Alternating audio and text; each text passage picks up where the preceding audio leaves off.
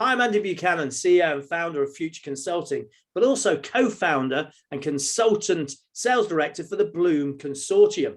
And it gives me great pleasure today to have one of my fellow co-founders and consultant finance director for the Bloom Consortium, Damian Connolly of Sakura Business Solutions. Andy, thanks for speaking to me today. Great to have you, Damian. As you know, as a co-founder at the Bloom Consortium, we're all about empowering leaders to unleash their business potential. And the two main things we look at is, okay, what's holding back their business and what are the gaps?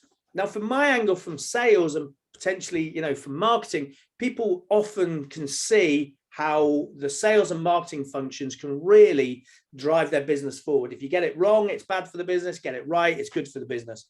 Finance, whilst people know it's important, they probably only look at finance as VAT, maybe corporation tax, maybe payroll. Surely finance is more important than just those things. Yes, Andy, I might be slightly biased, but in my view, finance is the backbone and spine of every successful growing business, and probably absent in those businesses that aren't as successful as they should be. So an interesting fact you may or may not know is that 1 in 5 of new startups fail within the first 5 years. And the reason for most business failures comes down to cash or lack of cash. Wow. Another interesting point you might not know is that business owners, 60% of business owners say they don't really know enough about finance in general or about their own finances in particular. Wow. So 1 in 5 businesses fail before 5 years, which is a sobering fact. Correct, a proportion of that, is there a stat of what that proportion is that fail because of cash? It's between 30 and 40% is specifically related to cash or lack of cash, which is quite interesting. So 1 in 5 fail, 30 to 40% of those failures is due to cash flow. Correct. And then that's not surprising if your other stat is true, that 60% of business owners feel they don't understand their finances. So you can kind of see that I don't understand it. I run into cash flow issues. I then go out of business. So when of the 60% of owners says they don't understand it, what do you think are the common things that they don't understand or they're not keeping an eye on? Well, I guess the really good news for us is that if they don't understand their finances, that's really where we fit in. That's where the accountant can support business owners. But in terms of the key things for me, it's really about just know the basic numbers that drive your business, how many widgets you sell, how much they cost you, and how much profit they generate.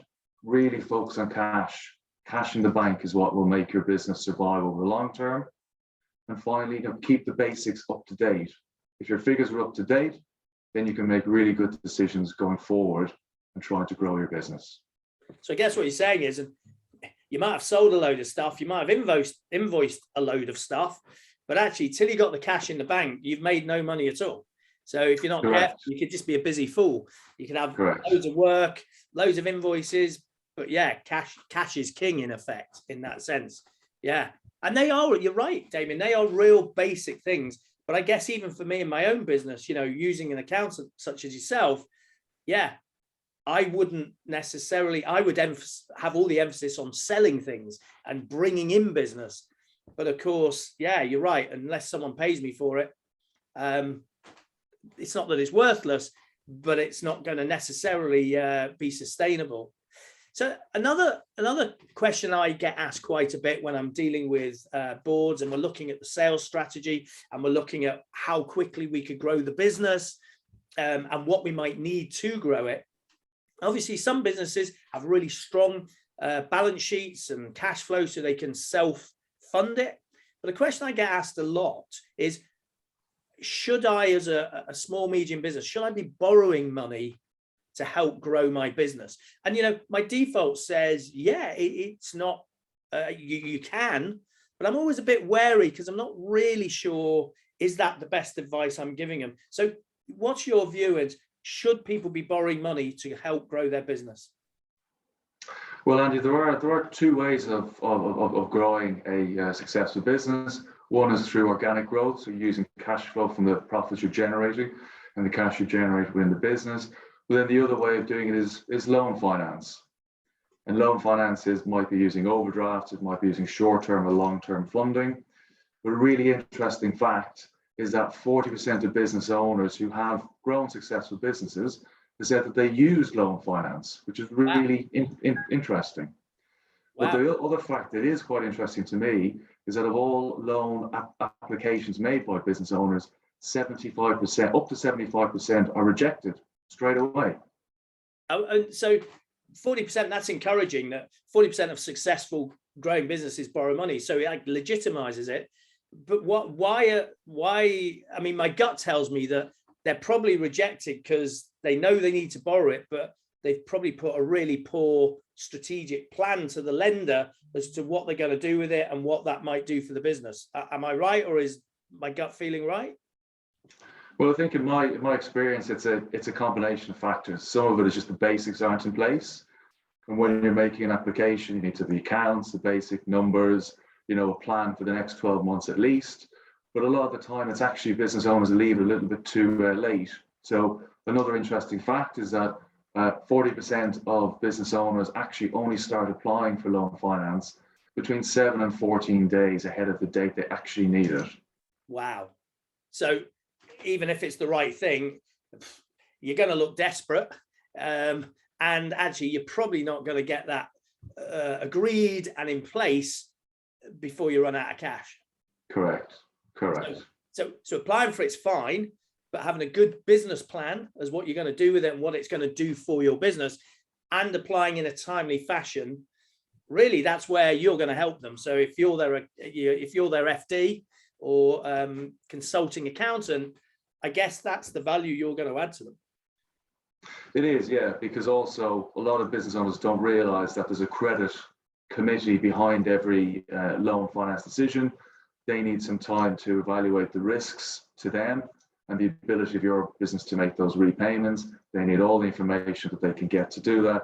They need to have some vision to be able to see, is the risk suitable for them over the coming years? And you've got to be able to give them that comfort, give them that information, provide the explanations. So it's not a 7 to 14 day process. It's typically a 3 or 4 month process to allow you to prepare and to make sure that you've got the time to answer those questions, provide any additional information that the credit committee are going to need. That's fascinating, Damian. So, in conclusion here, it's really interesting is if you want to successfully grow your business, it's not just about having great sales and marketing. It's not just about having a great product, but and I love that, the backbone, your finance is the backbone. So without that expertise in the business, then, you are putting your success in jeopardy. In some cases, by the sounds of it, putting your very existence in jeopardy. And as ever, it's all about a good plan and doing things in a timely fashion. So if there was one thing you wanted to leave our listeners and viewers with, Damian, around why finance is so important, what would be the one thing you want to leave them with today? Well, I think you've touched on it already, Andy. It's, fail to plan, plan to fail. Simple as that. Yeah, I like that, Damian. That's a great way to end. Fail to plan, plan to fail. So thank you, Damian. It's been great talking to you today. And thank you, all of you, for listening and watching. All the contact details of how to get in touch with Damian or myself or the Bloom Consortium will be in this post on LinkedIn. And as ever, have a great day and thanks for listening and watching.